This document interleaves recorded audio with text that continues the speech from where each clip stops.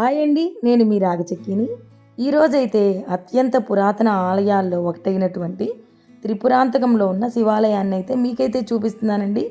ఇదైతే శ్రీశైల గుడి కన్నా కూడాను అత్యంత పురాతనమైన ఆలయం అని చరిత్ర అయితే మనకి చెప్తుందండి.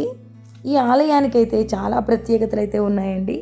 ఈ గుడిని రాక్షసులు కట్టించిన గుడి అని చెప్పని పేరుందండి. ఎందుకంటే ఈ గుడికి దక్షిణ ద్వారం గుండా మాత్రమే మనం వెళ్ళడానికి వీలు ఉంటుందండి. అన్ని గుళ్ళల్లో అయితే తూర్పు వైపునైతే ద్వారం ఉంటుంది, కానీ ఈ ఆలయానికి మాత్రం దక్షిణ ద్వారం మాత్రం ఉంటుందండి.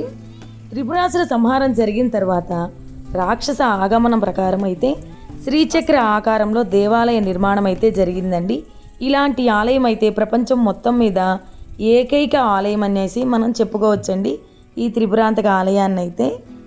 ఇవైతే చాలా బాగుంటాయండి. ఇది శ్రీశైలం కన్నా కూడాను చాలా పురాతనమైన ఆలయం అని చెప్పేసి మనకైతే చరిత్ర అయితే చెప్తా ఉందండి. ఇక్కడ చూసారు కదా, ఇదైతే త్రిపురాంతక పట్టణానికి 2 కిలోమీటర్ల దూరంలో అయితే ఉందండి. ఇదైతే కుమారగిరి కొండలు అని చెప్పేసి వాటిని అయితే పిలుస్తూ ఉంటారండి. ఇక్కడైతే చాలా విశాలమైనటువంటి ప్రాంగణం అయితే ఉందండి, కార్ పార్కింగ్స్కి వాటికి కూడాను. ఆ పక్కనే ఉంది చూసారు, అదైతే కళ్యాణ మండపం అండి. అక్కడ కళ్యాణాలు అవి జరుగుతూ ఉంటాయి అనుకుంటా అండి. చూసారు కదా, మీరైతే రండి, మనమైతే దక్షిణ ద్వారం గుండా మనమైతే గుడి లోపలికైతే వెళ్ళిపోదాము. శివయ్యని దర్శనం చేసుకోవడం కోసం అయితే రండి, మీరు కూడా నాతో పాటు అయితే. ఈ దక్షిణ ద్వారం వైపునే మనకి శిలాఫలకం కూడా ఒకటైతే ఉందండి. చూడండి, రండి ఆలయంలోకి అయితే మనం కూడా వెళ్ళిపోదాము. ఇదైతే చిన్నగా అయితే ఉంటుందండి ఈ గోపురం అయితే. చూశారు కదా, ఈ కొండలపై నుంచి ఊరంతా కూడాను చాలా బాగా అయితే మనకి కనిపిస్తూ ఉంటుందండి. చెప్పాను కదా అత్యంత పురాతన ఆలయం అని. మేము కార్తీక మాసంలో వెళ్ళడం వల్ల చాలామంది జనం అయితే ఉన్నారండి. మేము వెళ్ళింది మధ్యాహ్నము 12:30 ఆ టైంలో అయితే వెళ్ళామండి. అక్కడ పక్కనే స్థల పురాణం కూడా ఉందండి, మనమైతే చదువుకోవచ్చు. ఈ దక్షిణ ద్వారం వైపుగానే ఉంటుందండి, ఎదురుగానే అక్కడ మనమైతే చదువుకోవచ్చు. మీరు కూడా వచ్చేసేయండి. అక్కడైతే దర్శనానికి అయితే 10 రూపాయలు తీసుకున్నారండి టికెట్ అయితే. చూసారు కదా, అక్కడి నుంచి అయితే శ్రీశైలానికి వెళ్ళడానికి దారైతే ఉందని చెప్పేసి చెప్తా ఉన్నారండి. చెప్పా కదా అత్యంత పురాతన ఆలయం అని చెప్పేసి. ఇదైతే చామరకర్ణ రససిద్ధి వినాయక ఆలయం అండి. అక్కడైతే పూర్వపు రోజుల్లో ఆయుర్వేదానికి సంబంధించి మెడిసిన్స్ అవి కూడాను నూరుకునే వాళ్ళు అంటండి. ఇప్పుడు కాదులేండి. అక్కడైతే చిన్న చిన్న రంధ్రాలు కూడా ఏర్పడిపోయి ఉన్నాయండి. చూసారు కదా, మీరు కూడా చూడండి. కార్తీక మాసంలో వెళ్ళడం వల్ల అదంతా కూడాను దీపాలైతే వెలిగించారండి అందరూ కూడాను. ఇదైతే శ్రీచక్ర ఆకారంలో ఉంటుందండి ఆలయం మొత్తం కూడాను. చూడండి మీరు కూడాను.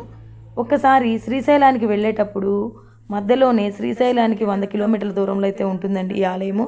మీరు కూడా తప్పకుండా దర్శించుకోండి ఈ ఆలయాన్ని అయితే. చాలా బాగుంటుందండి. ఇక్కడ ఉన్నటువంటి శివాలయం అయితే బ్రహ్మసూత్రంతో అయితే ఉంటుందండి. లోపల ఉన్న శివలింగం ఒకటే కాదండి, చుట్టూ ఉన్నటువంటి అనేక లింగాలన్నిటికీ కూడాను బ్రహ్మసూత్రం అయితే ఉంటుందండి.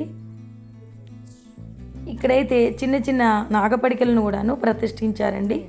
ఆలయం చుట్టూ కూడాను చరిత్ర చెబుతా చాలా శిలాఫలకాలు అయితే ఉన్నాయండి. మీరు కూడాను వచ్చినప్పుడు దర్శించుకోండి చక్కగా.